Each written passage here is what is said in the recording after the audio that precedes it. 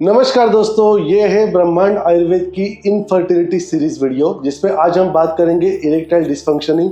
जी हाँ दोस्तों, हमारे इंडिया में काफ़ी बार में एक बार देखा जाता है कि इरेक्टाइल डिस्फंक्शनिंग एक बहुत बड़ा और इम्पॉर्टेंट कॉज है जिसकी वजह से इनफर्टिलिटी फॉर्म होती है। ऐसी एक केस के बारे में आज हम बात करेंगे कि हमेशा स्ट्रेस या लाइफस्टाइल कारण ही नहीं होते जिसकी वजह से इनफर्टिलिटी होती है, काफ़ी और भी चीज़ें होती है जिसके लिए आपको ये वीडियो अंत तक देखना पड़ेगा। ये स्टोरी है मेरे एक फ्रेंड की। ऑफ कोर्स ये मेरा वो फ्रेंड है जो एब्सोल्यूट नॉर्मल है, लाइफस्टाइल बहुत ही बेहतरीन है, मॉर्निंग वॉक करता है, रात को जल्दी सोता है, खाने में एकदम परहेज रखता है, टिपिकल प्रॉपर इंडियन लाइफस्टाइल है, बुक्स पढ़ता है, काम है, जिंदगी खुशहाली की है एंड स्टिल इनफर्टिलिटी की इशू फेस कर रहा है। काफ़ी जगह ट्रीटमेंट लेने के बाद अब जब रिजल्ट नहीं मिलता तो अपने एक आयुर्वेदाचार्य दोस्त की याद नहीं आएगी तो क्या होगा।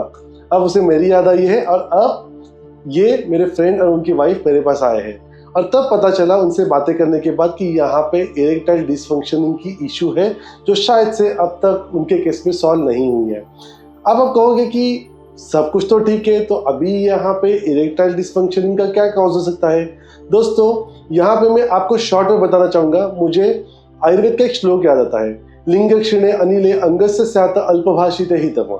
जी हाँ, ये वातक्षय का श्लोक आयुर्वेद में आचार्यों ने बता के रखा है, जिसका मतलब है कि आपकी जो बॉडी फ्रीक्वेंसी है, ये फ्रीक्वेंसी जब नॉर्मल से डाउन हो जाती है तब आपके ऑर्गन प्रॉपरली परफॉर्म नहीं कर पाते।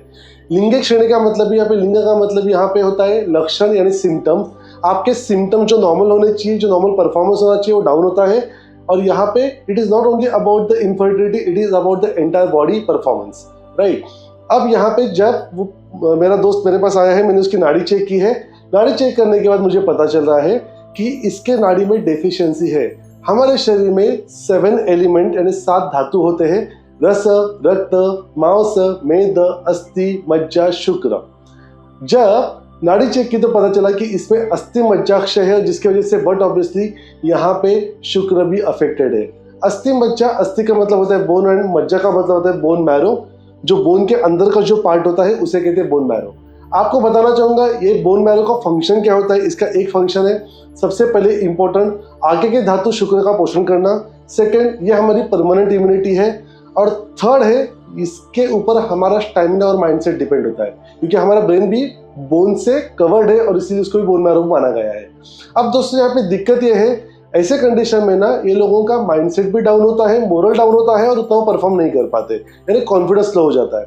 अब हमने इस केस में क्या किया है, तो मैंने काफ़ी केसेस में जो काम किया उसके पता चला था कि ऐसे केस में एक ही तरीका था जिससे मैं बोन मैरो को नरिश कर पाऊँ, क्योंकि ओरल मेडिसिन से यहाँ तक दवाई पहुँचने में 35 डेज लग जाते हैं अकॉर्डिंग टू आयुर्वेदा, और परसेंटेज होता है 0.00001, मतलब ना के बराबर।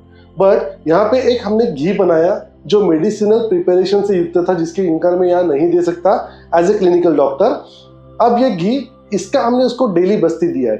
ये वो बस्ती नहीं है जो हमेशा मैं आपको बताता हूँ, ये वो बस्ती है जो उसके बॉडी को नरिश करता है। आयुर्वेद में डिटॉक्स, रिजुनेट, क्योर, जो हम इसकी बात करते हैं ना, रिजुनेट, रसायन और वाजीकरण। रसायन, वाजीकरण में इस तरह के प्रिपरेशन के बारे में डिटेल लिखा गया है जिससे इनफर्टिलिटी सॉल्व की जाती है। इसके एक प्रिपरेशन हमने उठाया है और इसकी डेली उसे 30 ml की बस्ती दी है। दोस्तों आपको जानकर बहुत खुशी होगी कि 2 महीने में उसका प्रॉब्लम काफ़ी हद तक सॉल्व हो गया। उसने बताया मेरी ग्रास्पिंग पावर बढ़ गई है, मेरा कॉन्फिडेंस बढ़ गया है और अब मुझे लग रहा है कि मेरा स्टैमिना बढ़ चुका है और नॉर्मल परफॉर्म कर पा रहा था। इरेक्टाइल डिसफंक्शन की प्रॉब्लम पूरी तरह जा चुकी थी और आने वाले 3 महीनों में उसने एक बहुत अच्छे तरह से कंसीव कर लिया था और यहाँ पे शायद फिर से एक बार आयुर्वेद की जीत हुई थी। दोस्तों यहाँ पे एक चीज़ आपने ऑब्जर्व की, हमेशा कारण एक जैसा नहीं होता, कभी कभी सब ठीक होता है पर एक चीज़ मिसिंग होती है जिसे हम डेफिशिएंसी कहते हैं। इस केस में हमने एक चीज़ देखी थी, उसका B3, B9 और D3 भी कम थे। यहाँ प्रूव हो गया कि डेफिशिएंसी थी और डेफिशिएंसी को जब हमने भर के निकाला उसका प्रॉब्लम अपने आप सॉल्व हो गया। तो दोस्तों हमेशा एक चीज़ को याद रखो, कभी कभी ट्रीटमेंट बहुत आसान होती है, शायद हम वहां तक नहीं पहुंच पाते। इसलिए इस तरह के और भी आपके माइंड में कोई क्वेश्चन हो, आप जरूर कमेंट बॉक्स में डालिए। इस तरह के कमेंट्स के ऊपर हम आपको आंसर जरूर देंगे। आपको इस तरह के वीडियो लेके आकर हम हेल्प भी करेंगे और आपके साथ कंसल्ट भी करेंगे और साथ ही में आपके लाइफ को बहुत अच्छे हेल्दी भी बनाएंगे। तो ये थी दोस्तों आज की information about erectile dysfunction and infertility series. इस तरह के वीडियो देखने के लिए सबसे पहले क्या करो, subscribe, like and share and comment. क्योंकि मैं हूं डॉक्टर अक्षय भोईर, आपका अपना लाइफस्टाइल डिसऑर्डर स्पेशलिस्ट।